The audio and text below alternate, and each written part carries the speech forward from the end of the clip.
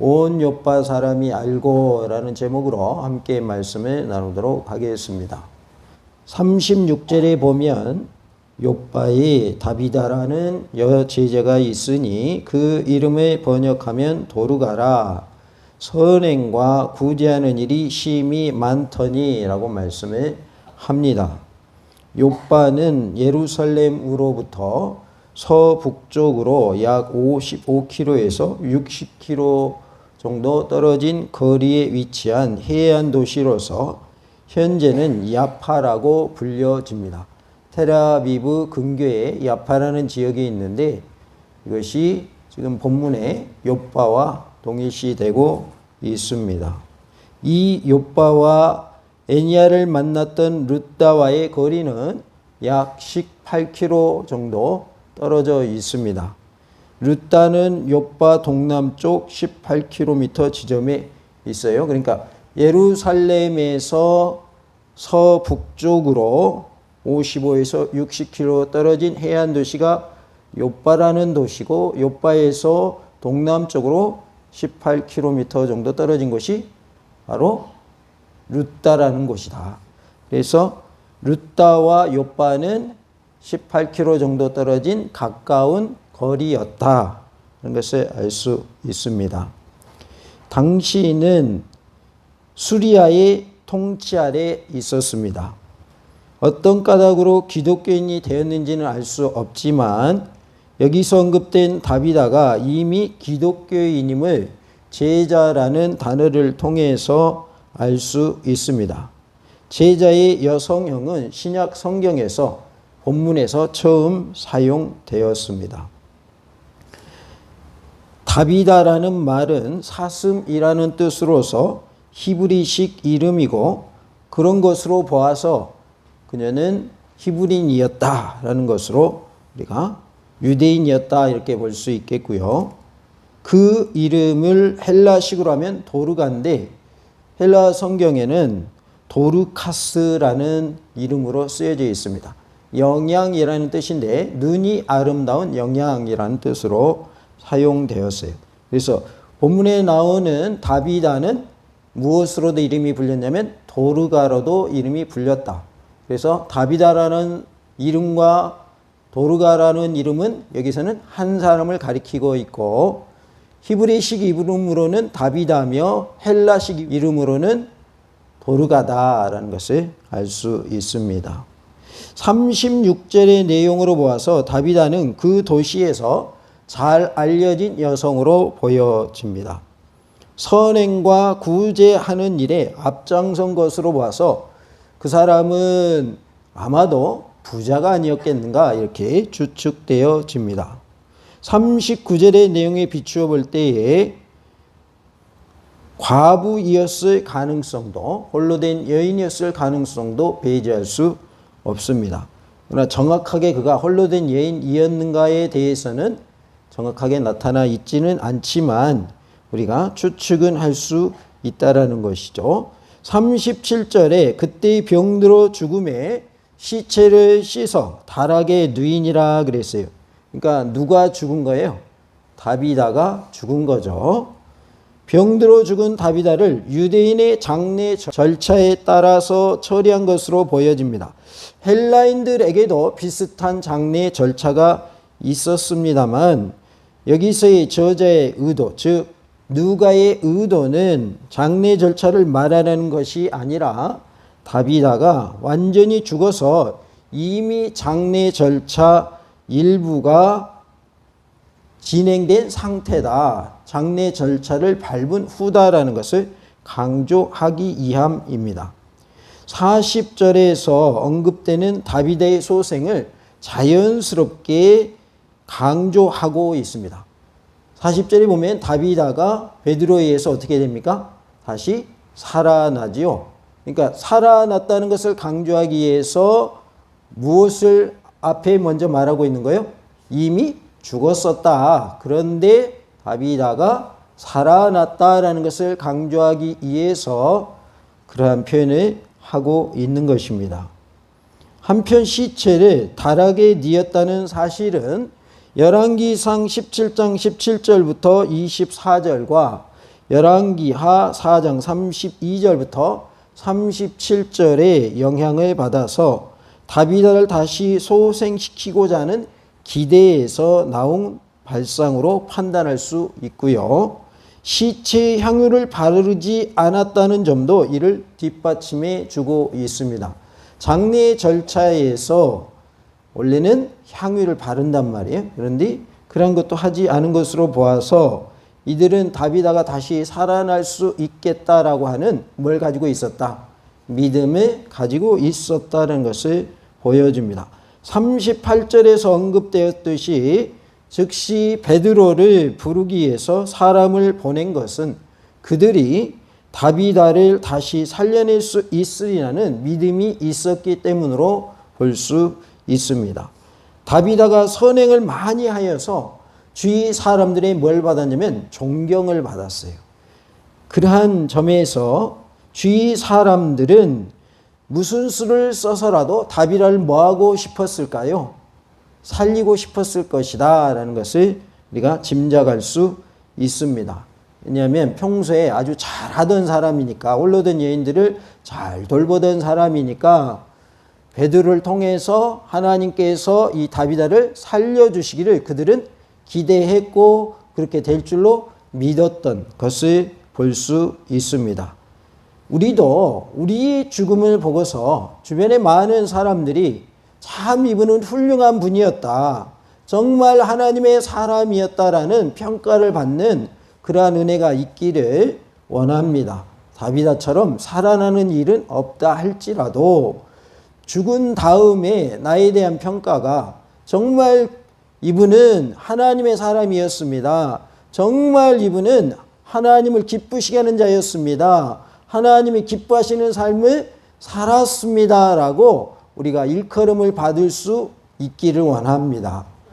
딱 장례가 터졌는데 아이고 잘 죽었어, 평소에 엉망진창으로 살더니 잘 죽었구만, 그거보다는 너무 아깝다고, 더 사셔야 되는데 정말 귀한 일을 하셨고 영혼을 살려내는 일을 하셨고 하나님을 기쁘시게 하는 일을 했고 교회가 교회되게 하고 교회를 세우는 일에, 사람을 세우는 일에, 세상 사람들에게 본이 되는 일에 크게 쓰임받은 정말 존경할 만한 분이라고 우리도 이분처럼 돼야 한다고 이렇게 우리가 칭찬받는 모습이 되기를 간절히 원합니다. 베드로에 의해서 다비다가 살아난 것을 온 요파 사람이 알고 어떻게 했는가 살펴보므로 큰 은혜가 임하는 복된 시간, 말씀 충만, 은혜 충만, 성령의 힘으로 충만한 시간 되기를 원합니다. 온 요파 사람이 알고 많은 사람이 주를 믿었다라고 했습니다. 42절에 온 요파 사람이 알고 많은 사람이 주를 믿더라라고 말씀합니다. 이제 베드로를 통해서 예수님께서 일하심으로 누가 살아납니까? 다비다가 살아납니다. 그랬더니 요파에 있는 모든 사람들이 알고서 많은 사람이 예수님을 믿었다라고 말씀하고 있어요.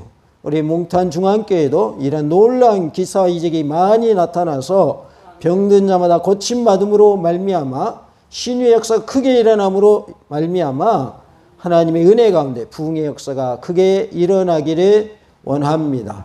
우리가 루다에서는 애니아가 고침받았다는 말씀을 지난 시간에 함께 나눴어요. 애니아는 남자 성도로서 8년 동안 무슨 병을 앓았어요? 중풍병을 앓았습니다. 그런데 오늘 말씀에 나오는 다비다는 선행과 구제를 많이 한 사람으로서 특별히 홀로 된 여인들에게 속옷과 겉옷을 지어주는 일을 하면서 귀한 일을 했던 사람이에요. 그래서 주변의 많은 사람들이 그의 죽음을 슬퍼하면서 베드로를 통해서 그를 하나님께서 살려주시기를 그들은 원했고 또 하나님이 하시면 베드로를 통해서 살아나게 하신다라고 하는 믿음이 그들에게 있었다는 것입니다. 하나님의 은혜 가운데 우리 교회에도 모든 출입하는 분들이 질병에서 노임받고 고침받고 하나님의 기적을 체험하여 기적의 주인공이 되고 간증하는 간증의 주인공이 되는 놀라운 은혜가 있기를 간절히 원합니다. 같이 봅시다. 질병에서 고침받아 간증의 주인공, 기적의 주인공 됩시다. 우리 모두가 하나님의 은혜 가운데 하나님이 고쳐주심을 통하여 예수님이 일하심을 통하여 고침받아서 간증하는 삶이 되고, 그로 인해서 나를 통하여서 많은 죽어가는 영혼들이 예수님을 믿고 구원함을 얻는 복을 누리는 놀라운 은혜가 있기를 원합니다. 많은 사람이 주를 믿더라 라고 42절에 말씀을 합니다. 다비다의 회생의 결과는 루다에서 에니야를 치료했던 것과 동일합니다. 따라서 이 병을 고친 이야기는 초기 기독교의 확장이 치유의 기적과 밀접한 연관이 있음을 보여주고 있습니다. 아프리카나 아시아 선교를 할 때의 의료 선교가 공헌한 것도 이와 같은 이치다라고 할 수 있겠습니다. 루다가 욥바에서 가까운지라 제자들이 베드로가 거기 있음을 듣고 두 사람을 보내어 지체 말고 와 달라고 간청하여라고 38절에 말씀을 합니다. 베드로가 거기 있음을 듣고 했는데 어디 있다는 얘기냐면 거기라는 말은 루다를 말하고 있어요. 베드로가 지금 에니야를 고쳐준 루다라는 곳에 있다는 것을 그들이 알고 이제 제자들이 두 사람을 보내어서 빨리 오라고 간청하는 내용을 보게 됩니다. 여기서의 제자들은 기독교인들을 가리키는 누가의 상투적 용어임을 1절을 통해서 알 수가 있어요. 그래서 성도들을 제자들이라 이렇게 표현하고 있습니다. 그래서 12제자의 제자가 아니라 믿는 성도를 누가는 뭐로 표현하기를 잘 사용했다? 제자라고 잘 사용을 했다 그 말이에요. 그래서 여기서 보낸 두 사람도 기독교인일 가능성이 많습니다. 36절에 여제자라는 말로 볼 때에 욥바에 이미 기독교인이 있었음을 알 수가 있는데요. 어떤 경로로 욥바에 기독교가 들어가게 되었는지 전파되었는지는 분명하지는 않습니다. 사도행전 8장 40절에 언급된 빌립의 전도 여행에 의해서 영향을 받았거나 사도행전 2장 1절부터 11절에서 언급된 오순절 사건을 목격했던 사람들로 우리가 추측할 수 있겠습니다. 39절에 보면 베드로가 일어나 그들과 함께 가서 이르매 그들이 데리고 다락방에 올라가니 모든 과부가 베드로 곁에 서서 울며 그랬어요. 여기서 모든 과부는 다비다의 죽음을 애통해하며 베드로 곁에서 울고 있는 사람들로서 평소에 누구로부터 도움을 받았던 사람들이에요? 다비다로부터 도움을 받았던 사람들입니다. 그래서 이 홀로 된 여인들이 평소에 다비다로부터 도움을 많이 받았기 때문에 다비다가 죽었다라는 소식을 듣고 슬퍼한 모습을 볼 수 있습니다. 그렇지만 다비다도 홀로 된 여인이었다라는 가정과 함께 평소에 함께 지냈던 친구였을 가능성도 우리가 생각할 수 있겠습니다. 다만 문맥상 구제한 일이 강조되었다. 36절에서 구제한 일이 강조되었다는 점에서, 그리고 당시 과부들이 구제 대상에 속해 있었다. 사도행전 6장 1절에 보면 구제 대상에 홀로 된 여인들이 속해 있었다라는 것을 통해서 여기에 언급된 홀로 된 여인들은 다비다로부터 도움을 받았던 사람들로 이해되어집니다.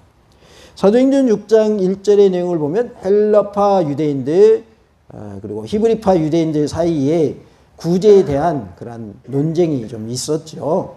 그래서 그것에 대해서 말할 때에 이제 구제에 관한 말씀을 볼 수 있는데 홀로 된 여인들은 구제의 대상이었다라는 것을 알 수 있습니다.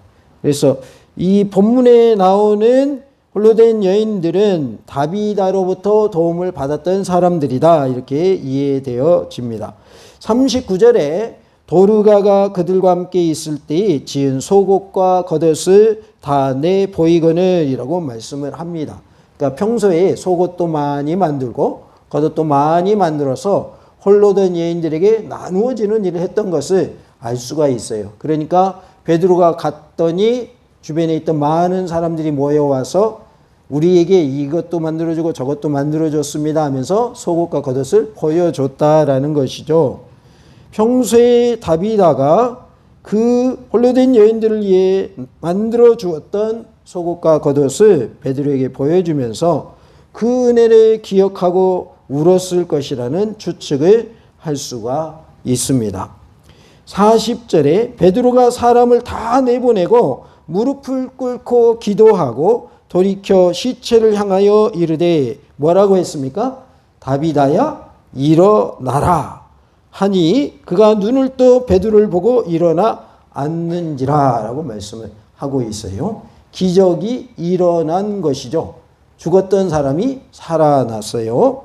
40절에서 베드로의 치유 방법은 예수님의 행위와 아주 흡사하다. 그래서 예수님의 행위를 모방했다 이렇게 보여지는데 너무나도 비슷하다라는 거예요. 예수님이 하신 방법하고 베드로가 한 방법하고 사람을 다 내보내는 행위는 예수님께서 야이로의 딸을 살릴 때의 상황과 비슷한 것을 알 수가 있어요.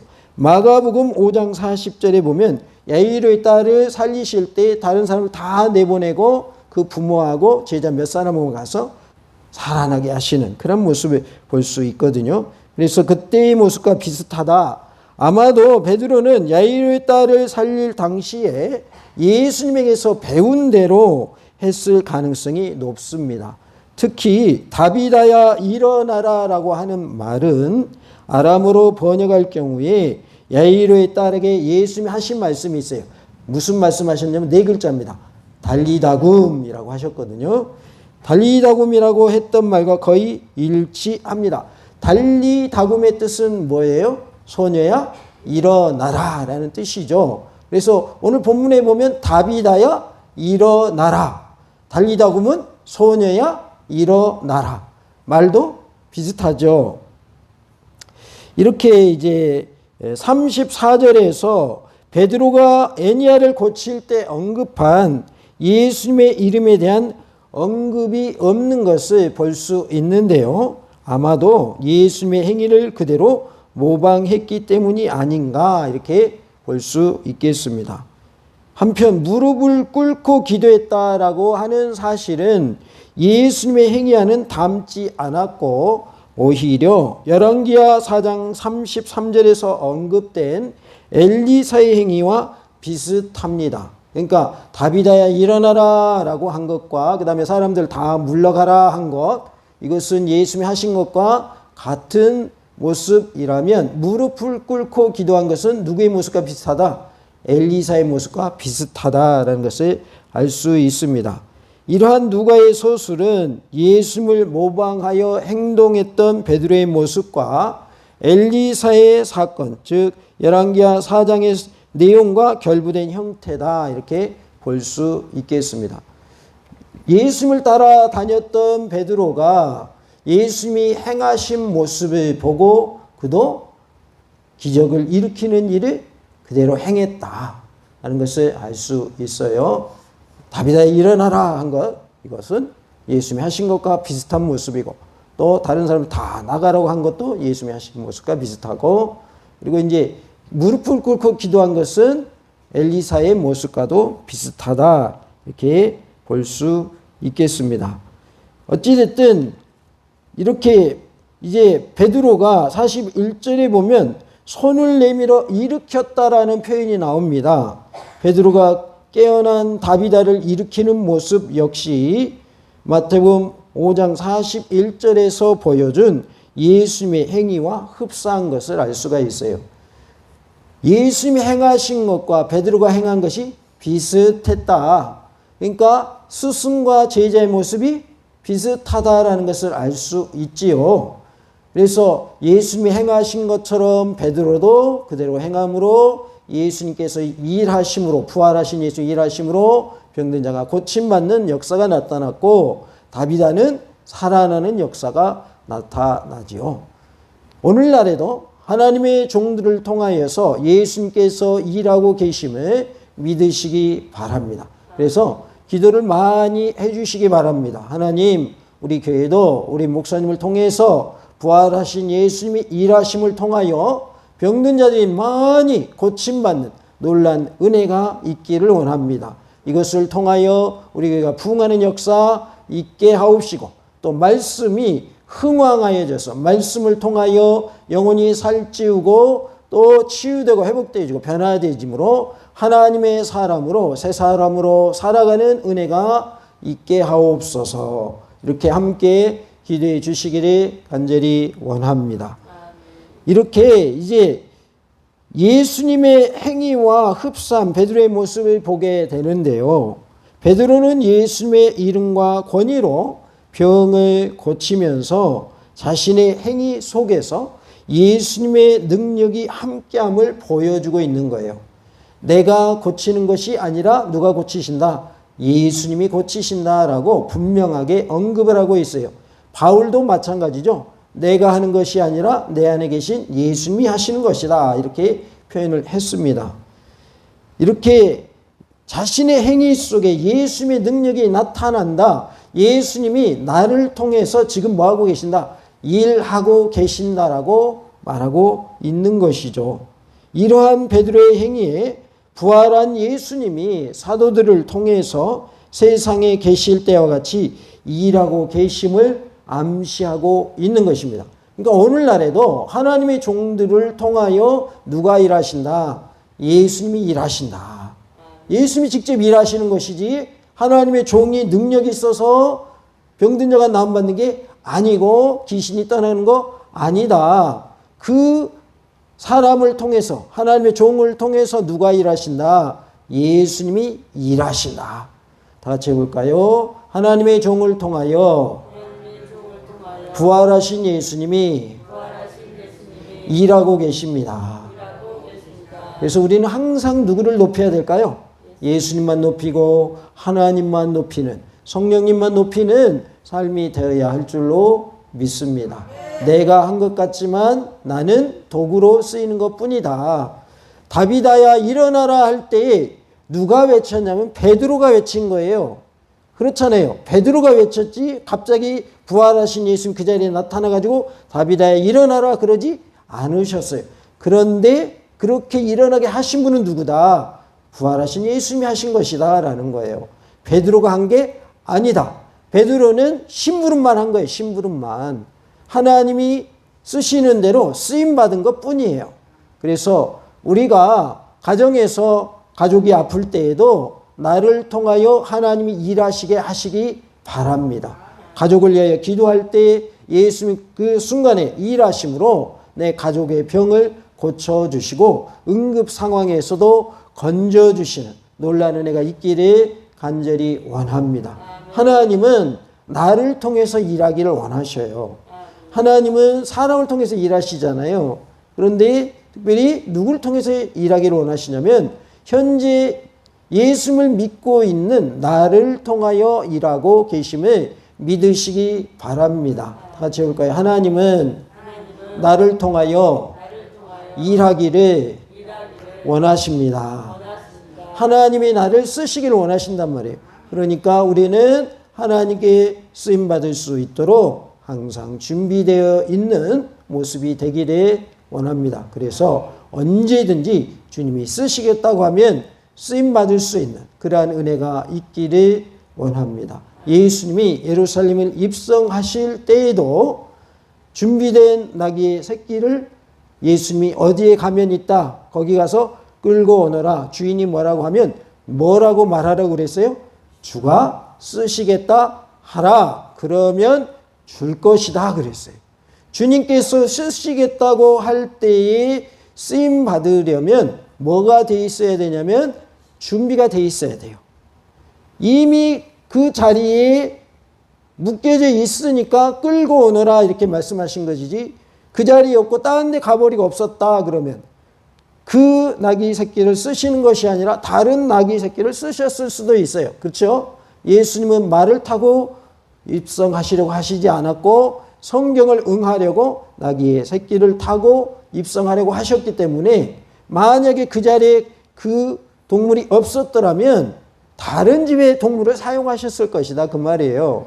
그러니까 하나님께서 쓰실 때가 있는데 그 쓰시고자 하실 때에 우리는 준비되어 있어서 내가 너를 쓰겠다, 주가 쓰시겠다 할 때에 쓰임받는 우리 모두가 될 수 있기를 원합니다. 다 같이 해볼까요? 주님께서 쓰시겠다고 할 때에 쓰임받는 일꾼 됩시다. 주님께서 쓰시겠다고 하는데 내가 준비가 안 돼 있어요. 주님 잠깐만요. 그러면 쓰임받을 수 있어요? 없어요? 쓰임받을 수가 없지요. 준비가 다 돼 있는 경우에 내가 너를 쓰겠다 이렇게 쓰시는 것이지, 준비가 아직 덜 된 사람은 너 아직 준비 안 됐구나. 너는 나중에. 그리고 그때는 쓰임받을 수가 없는 거죠. 왜냐하면 준비가 안 돼 있기 때문에. 그래서 우리 모두가 주님이 쓰시고자 할 때 쓰임받는 은혜가 있기를 원합니다. 예수님의 능력이 베드로를 통해서 나타난다라는 것을 베드로는 보여주기를 원했습니다. 이러한 베드로의 행위에 부활하신 예수님이 사도들을 통해서 세상에 계실 때 똑같이 일하고 계신다는 것을 보여주고 있는 것이죠. 지금도 부활한 예수님이 하나님의 종들을 통하여 일하고 계심을 믿으시기 바랍니다. 욥바에서는 다비다가 선행과 구제를 많이 하다가 병들어 죽었는데 베드로에 의해서 부활하신 예수님이 일하심으로 어떻게 됐어요? 살아났습니다. 이렇게 우리 몽탄 중앙교회도 부활의 예수님이 주님의 종을 통해서 병든 자를 고치심으로 부흥의 역사가 크게 일어나는 놀라운 은혜가 있기를 간절히 원합니다. 베드로에 의해 다비다가 살아난 것을 온 욥바 사람이 알고 많은 사람이 예수님을 믿었다고 했습니다. 우리 교회도 신유의 역사가 크게 일어나서 구원받는 수가 날마다 더하여 가는 놀라운 은혜가 있기를 간절히 원합니다.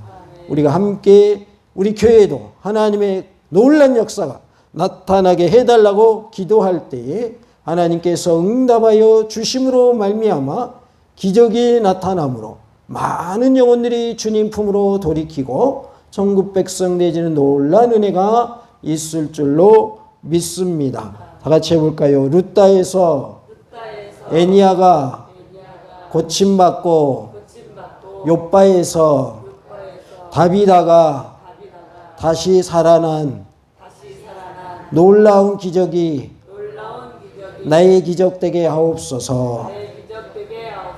우리 모두가 하나님의 기적을 체험하며 사는 기적의 주인공이 되고 또한 하나님이 나를 고쳐주셨느라고 간증하는 간증의 주인공이 되는 하나님의 복을 받아 누리는 복의 주인공이 다 되시기를 간절히 원합니다. 하나님은 우리의 모든 질병을 고치실 수 있는 분이십니다. 지금도